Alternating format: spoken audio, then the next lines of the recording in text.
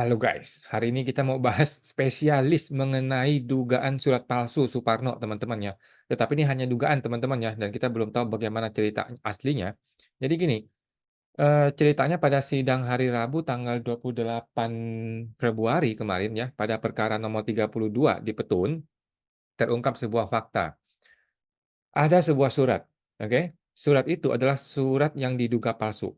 Oke, surat ini adalah surat tugas dari Kakanwil Jakarta Barat kepada kuasa hukum tergugat. Oke, mudah-mudahan gue nggak salah ya. Jadi gue menggugat Kakanwil Jakarta Barat ke Petun, Pengadilan Tun. Kemudian mereka datang pakai surat tugas kan, di surat kuasa gitu kan. Nggak mungkin dong si bosnya mau hadir. Nah, surat itu ditandatangani oleh orang yang bernama Suparno. Oke, di surat itu ya, di surat tugas itu, yang tanda tangan, dia pakai barcode tanda tangannya. Yang tanda tangan adalah Suparno. Padahal, teman-teman, Suparno sudah tidak menjabat di Kanwil Jakarta Barat. Kan lu bingung, noh? Bingung ya, teman-teman? Gimana menurut Anda? Coba deh, lu bagi orang yang ngerti hukum atau lu orang ngerti apa namanya, di wilayah-wilayah kepemerintahannya, bagaimana menurut lu? Bagaimana bisa sebuah surat dibikin oleh pejabat, tetapi orang itu sudah tidak menjabat? Waduh, jadi menurut gua ada dua kemungkinan. 2+1 deh, gua tambahin ya. Ada dua kemungkinan. Kemungkinan pertama, surat itu tidak palsu. Surat itu memang betul, ada suratnya ya, memang benar. Tetapi sistem persuratan di dalam Kanwil DJP-nya amburadul. Amburadul, berantakan gitu ya. Nah, itu kemungkinan pertama, teman-teman ya. Jadi, si pejabat sudah diganti, tetapi namanya dia belum berubah di dalam sistem persuratan. Nah, jadi ketika mau cetak surat tuh, si Kakanwilnya meng-approve, mengokekan, tapi yang terbit tercetak namanya masih nama orang lama, karena belum ada pergantian di sistem. Oke, tetapi gue yakin ini nggak begitu. Gue yakin ini nggak terjadi teman-teman ya, karena bayangkan di level Kanwil Jakarta Barat ya, Kanwil DJP Jakarta Barat yang menguasai sekian triliun ya, mungkin ratusan triliun kali ya dia kuasain ya. Seharusnya rapi dong. Seharusnya rapi teman-teman ya. Kantor pemerintahan yang ada bagian umum, ada bagian persuratan, ada bagian arsip, ada bagian harusnya lengkap teman-teman ya. Harusnya mereka bikin dengan teliti, harusnya mereka bikin dengan sensitif ya terhadap hal-hal seperti ini. Karena ini barang terpublish keluar, ya kan? Ini barang yang dia bikin, kemudian, dikirim keluar, ya dong? Begitu dia kirim keluar, ini nggak boleh salah, gitu. Kalau salah, cacat prosedur. Kalau cacat prosedur, bisa macam-macam, bisa korupsi, bisa surat palsu, bisa pidana, bisa perdata, bisa aneh-aneh, gitu ya. Jadi menurut gua seharusnya nggak begitu. Seharusnya nggak yang pertama ini, tetapi kita nggak tahu teman-teman ya.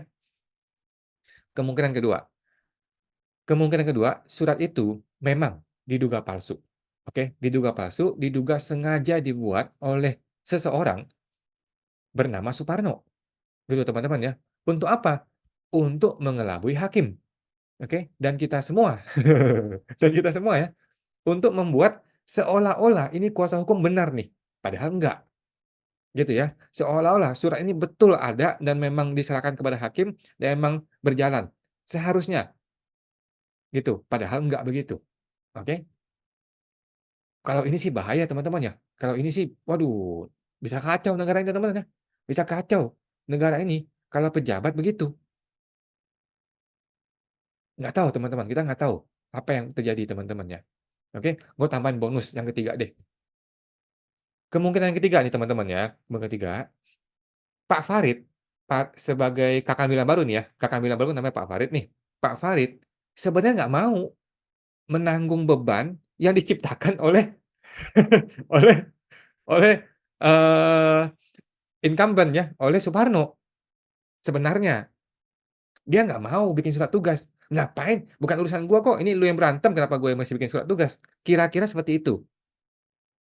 Akhirnya, sistem untuk membuat surat dihack atau diambil alih oleh seseorang.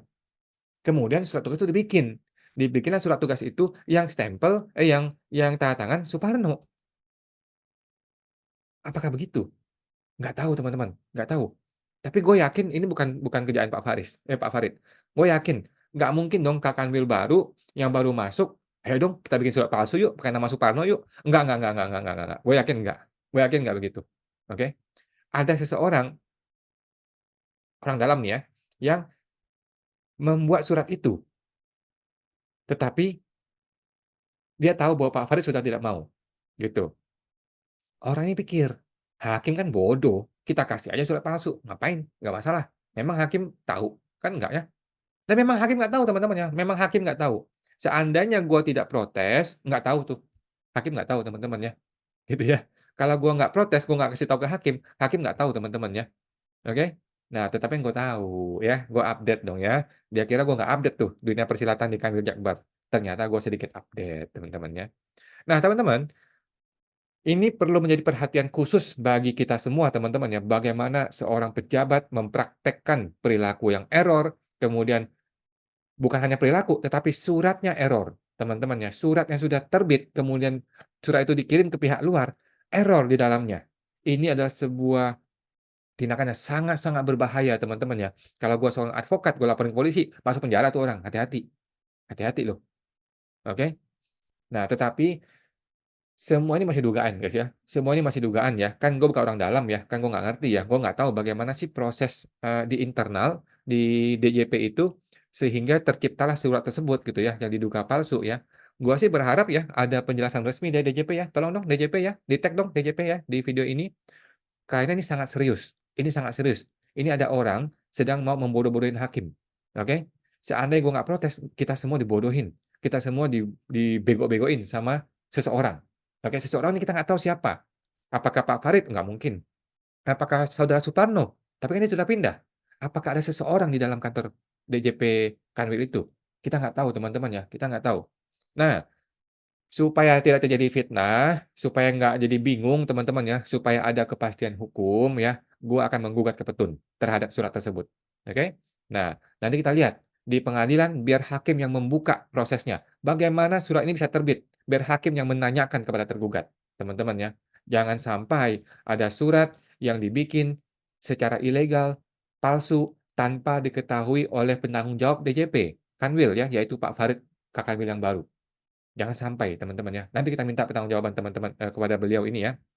Nah, bagi teman-teman yang mengerti ya, bagi lu yang mengerti bagaimana tata cara membuat surat ya di dalam DJP, tolong deh lu komentar guys, komentar di video ini, bagaimana sih seorang pejabat, proses mereka yang bikin surat itu bagaimana sih? Sampai bisa terbit sebuah surat yang ditandatangani oleh orang yang sudah tidak menjabat.